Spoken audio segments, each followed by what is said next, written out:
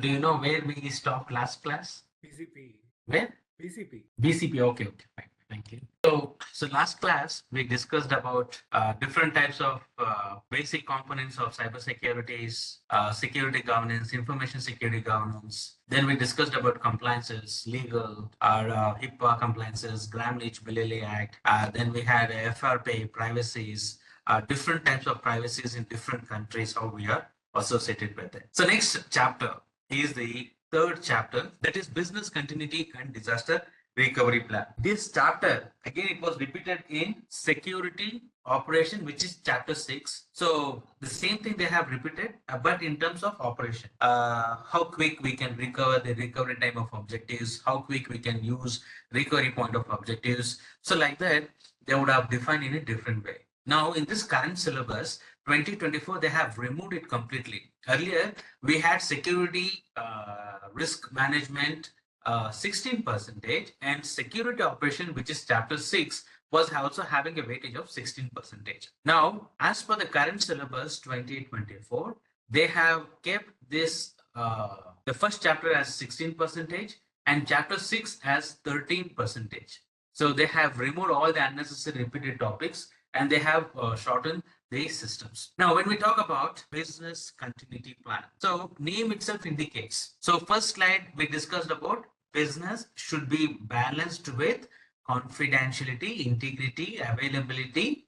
So this availability is like it should be available 24/7, 365 days, supporting the business throughout the years without any disruptions. This is also known as a first line of defense. A business continuity plan is a set of actions that organization can do prevent, recover from potential threat such as cyber attacks, design, assets, personnel, to ensure that they have a functions and quickly during the disasters. So normally, when we talk about business continuity plan, we always refer to a first line of defense. Why we say first line of defense? Because if the business itself is not supporting, if that Amazon app shopping app itself is not activated or it's not online, the whole business will go down. So to spread risk preventions or risk threshold, we need to understand the concept of business continuity plan. Here, the main component what we have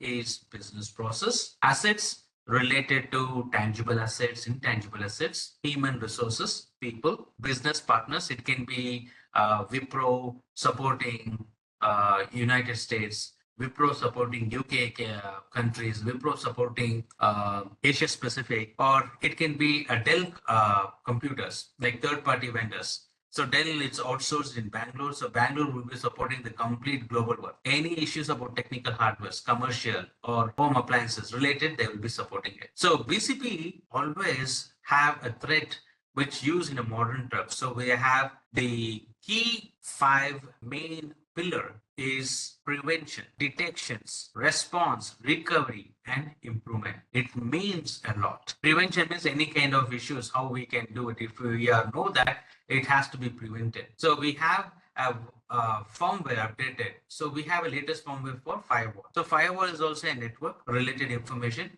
And we should make sure that if this is really a good firmware which can support for a good bandwidth. So if this itself it's a malware or some kind of suspicious, then the whole system will be corruptions. So that will leads to detections. And response, it should identify how we can recover and improve the process. So we have risk, potential business impacts, planning, effective response, roles, responsibilities, communications, testings, and training. So before and after always plays a very important role to a business continuity plan with, I will come to you on that. So for incident response, there is a separate thing which we cover in security operations. So here in our chapter, in this first chapter, we will just talk about the components. Okay. Business continuity plan. For exam, it is very, very essential. That is recovery point of objectives and recovery time of objectives. These are the two things which are very, very important. Now, I'll come to your point, why incident response and how we are tracking it. So in this, we'll be talking about service and functions before, during, and after the information process. So business continuity plan is an organization which is used for any disruptions. So always we have the functions which we reduce the organizations, we use for clouds resource to safeguard the data. So whenever you're associated with incident response plan, most of the organizations, they have covered their technologies, they have covered their applications, they have covered their hardware, software into software-defined network. That is again associated with cloud technologies. That is again associated with the vendors like Azure, Google, Oracle, or AWS platform. So here, anything issue happens if they're using a cloud service, Azure, AWS, or Google will take care of it. It's not a person, individual data center will not take care what the cloud services. So they'll be having certain parameters that they have to follow that instructions. So coming back to the on-prem solution. So when we say about on-prem, what are the basic things in order to implement business continuity plan? So as per NIST 834, business continuity plan and disaster recovery plan plays a very important role for supporting a business operations. So first plan is project initiation and scoping. Second is business impact analysis. Third, preventive controls identifications, recovery strategies, business continuity and disaster recovery maintenance, implementation of testing and training, planning, design, and development. These are the very important aspect of business continuity planning phases. A very, very important thing that we have a life cycle that we are associated with it. According to a project initiation and planning, so we need to understand the steps that we are using it. First thing is project scope.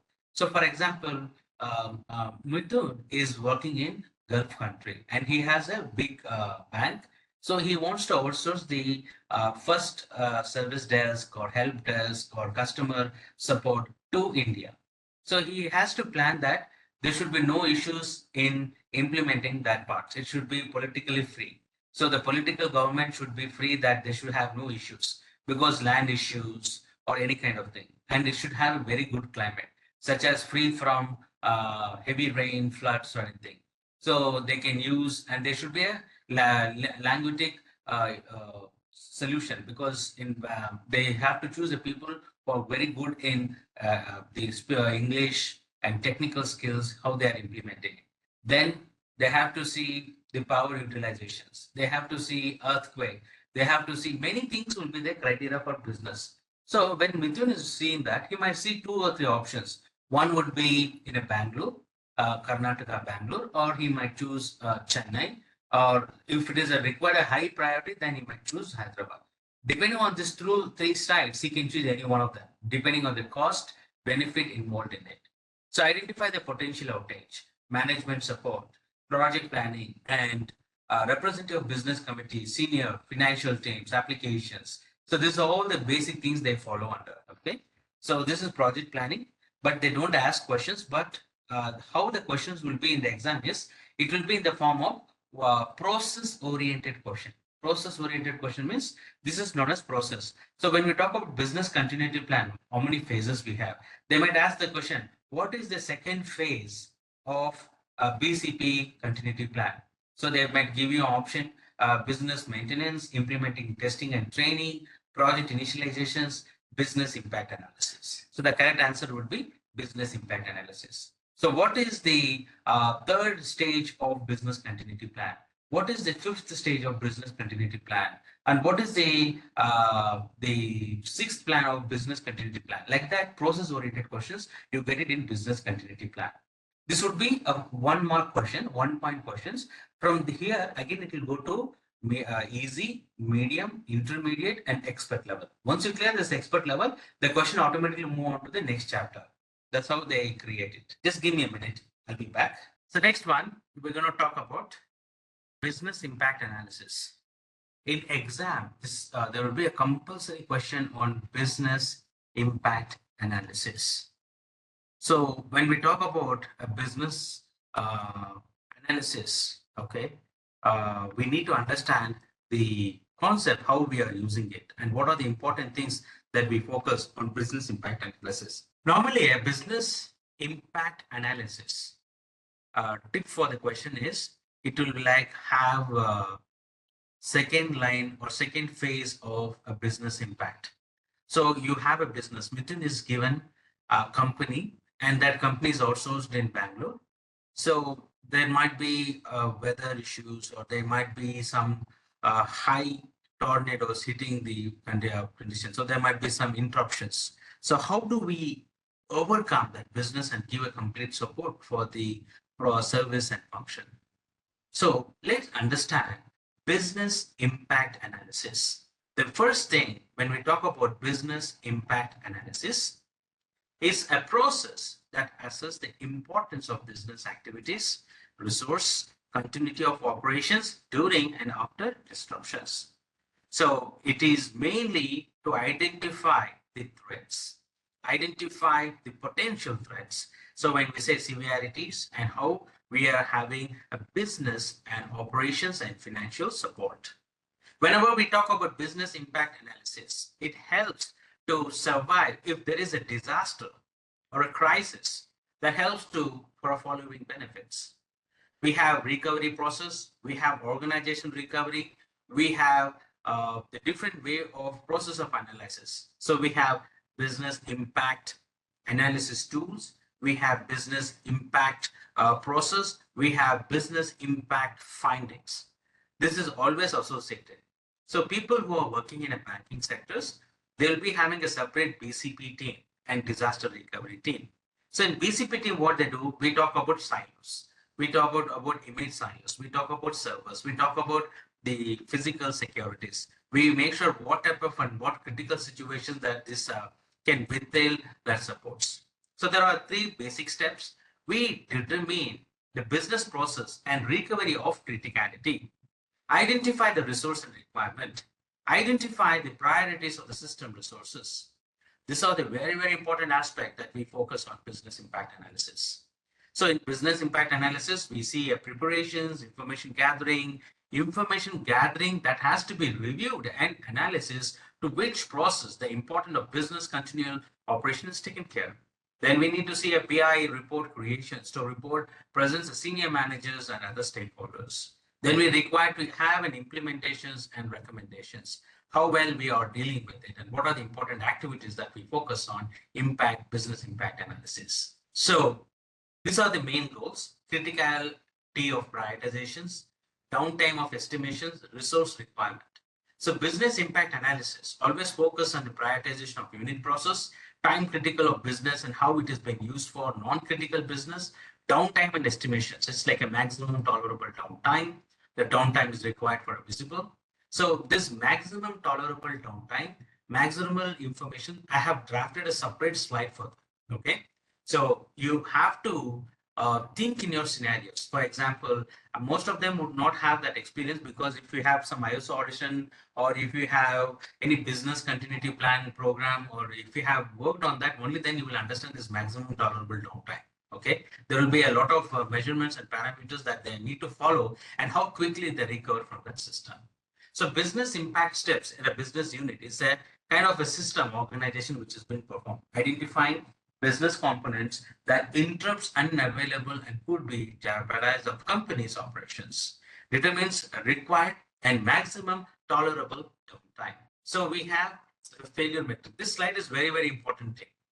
Very, very important means that is there will be a compulsory question in the form of scenario-based questions. Okay, scenario-based questions there will be definitely on this particular point of thing.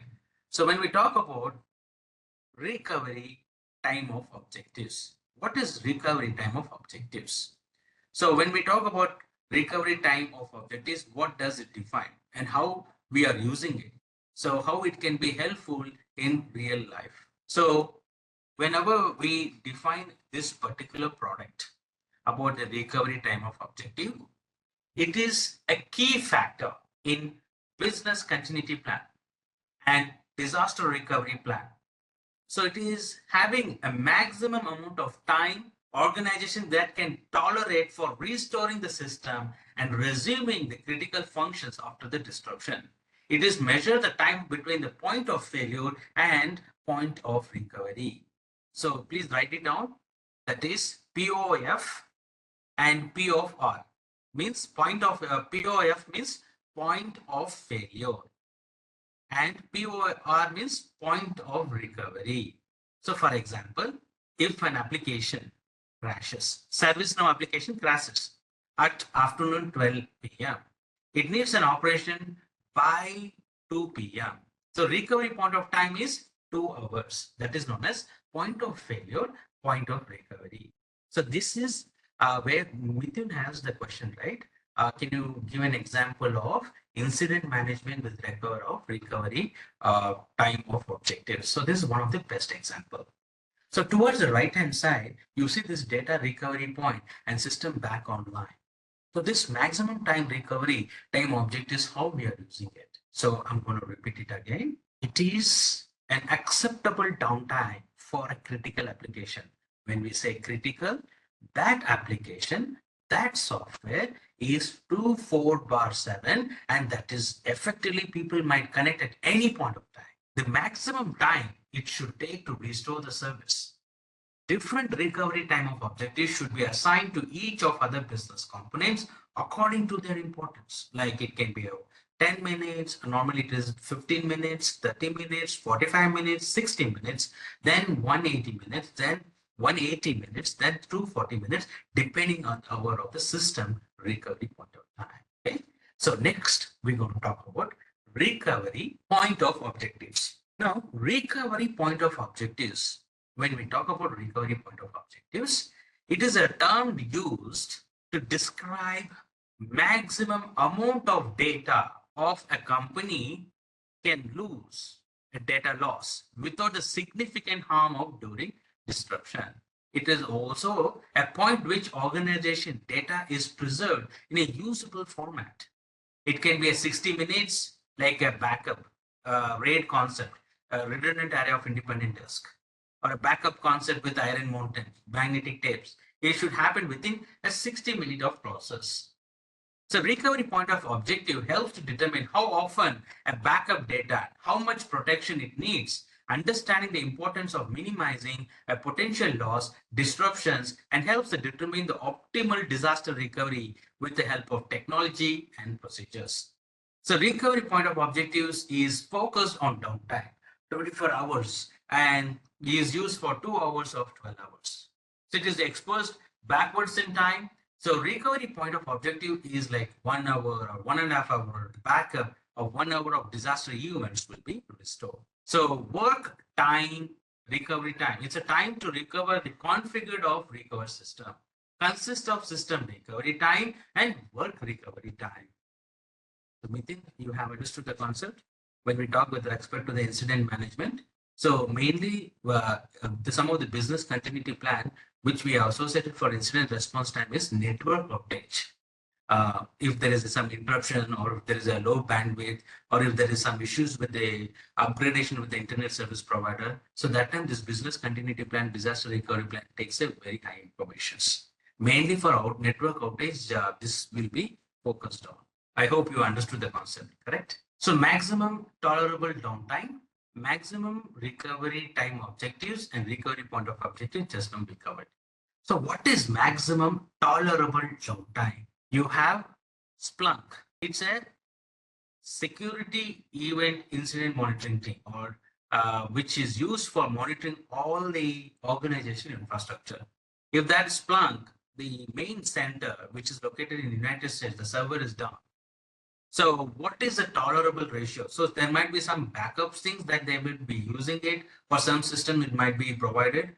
Out of 10 users in the organization, at least one person might be using that Splunk.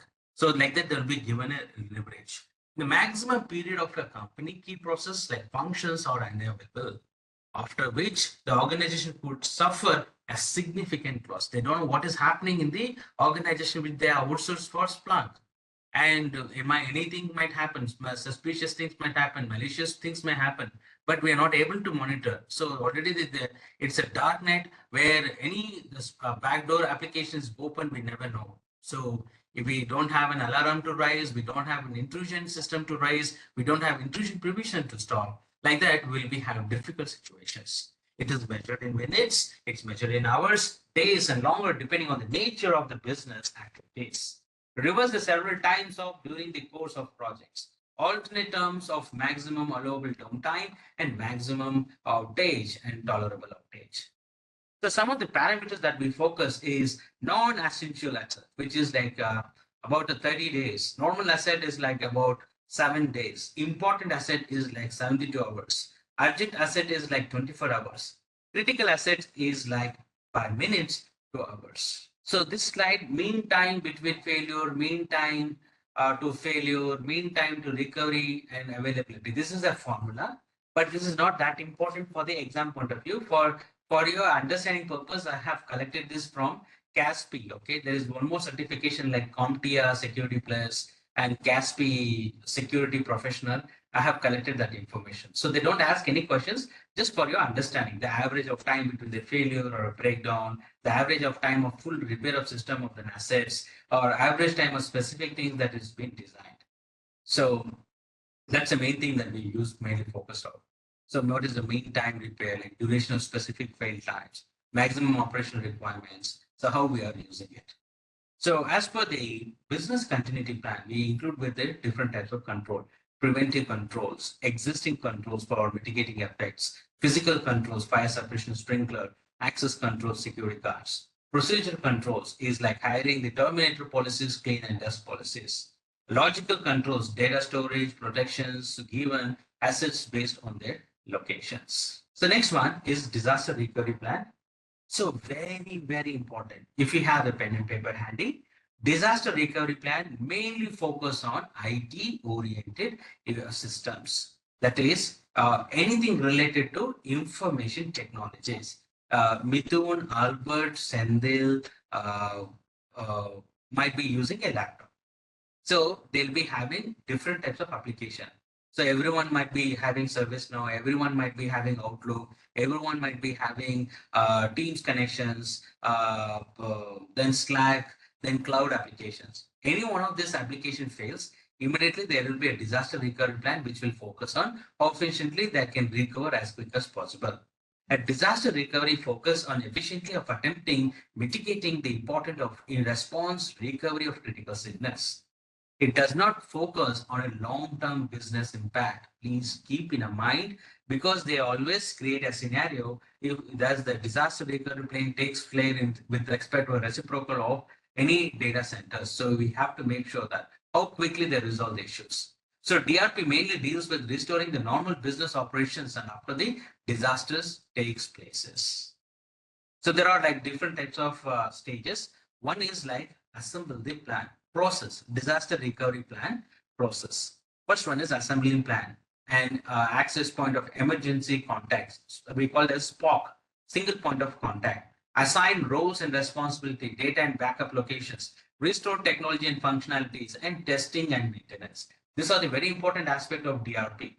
So this covers the tensions of already having the natural prevail of autopilot, remove the decisions. One is like earthquake, floods, storms, fires, act of terrorism, bombing, power of outage, network utilities. These are the very important things that use on disaster recovery plans. So here, for the exam point of view, you always need to focus on alternate processing side and database recovery. These are the 2-point slides which are very, very important for the exam. So let me first cover this alternate processing. So there are like, we call this data disaster recovery plan always associated with IT, information technologies. This information technology is connected to hardware, and this hardware is connected to the software and application, then connected to the server. So this server are categorized into 3 phases: cold side, hot side, warm side, mobile side. What is a cold side? A cold side means a facility can stand by where there is no equipment or components that can be used. We can still run under a low cost. It is not a critical system involved in it. So what is a hot site? Hot site means critical site, applications, software, which runs 24/7 and which is very necessary for a business operations. Maintained constantly, working order, and can have replication of force to back up from a primary site to a hot site, which is known as a higher site. Warm site is a combination of between the hot and cold site, contains equipment needed to establish the operations, but not production data. It's like a 12 hours and becomes the operational. The mobile site is like self-contained trailer are also relocated. So mobile site means having the data power or connecting to your mobile site, which can be traveled in a caravan kind of things. So service bureau is a company leads that computer time. So cloud computing plays a very important in terms of availability, which means ready to run, image, coach, host, cloud providers, usually the cost effectives. So mutual assistance agreement, this is an agreement like non-disclosure agreement. It's a reciprocal agreement, rarely implemented and would be organization pledge to assess the other disasters of computing facilities, difficulties to enforce confidentiality, concerns, proximities is an issue. Then we have database recovery. So database recovery means is electronic vaulting. A database backups are moved to remote site, build the transfers done in batches, not in a real time. So remote journaling is like a data transfer performed for an expeditious manner for a bulk transfer, but not in a real time. Remote mirroring is like most advanced and most expensive, which is used in a database server, and it has been maintained in a backup site. That's the main functionalities they use for database recovery. So crisis management is mainly on disaster recovery process, and emergency communication is disasters known for expected for them. Work group means the human resources which we have associated for resuming activity for a usual work location. For example, COVID-19. So we need a separate recovery facilities for different work group. So recovery strategies should be designed first employees on immediately and can have an official disaster recovery that isn't an insurance of risk, financial loss, a business unit and financial priorities. So which means how we are using it, what are the identity of vulnerabilities being involved in performing the business impact analysis, how fast we can recover from that solution and information. Next one is employment candidate screening. So here we have job descriptions, reference checks, background investigations, credit history, criminal histories, driving records, drug, substance, education, license, and certification. So far, they have not asked any questions related to this employment scanning. Whenever you're switching your job, okay, so from one company to other companies, they normally do a cross verification on your background checks. That is what here we mention as managed personal securities. So here we have job rotations, separation of duties, code of conduct, conflict of interest, gift handling, ethics, non-disclosure agreement, non-compete agreement, acceptable use, least privileges, mandatory vacations, job responsibilities, and employment agreement. These are the very common terminologies which we use it. Separation of duties is like no single person should be responsible for a complete task involving sensitive, valuable of a critical information from beginning to end. No single person should be responsible for approving their own works. So we have a least privileges. We have a user should only have enough privileges for work and can be used for information that enables them to do their jobs. So this is all basic definitions that is not necessary for the exam.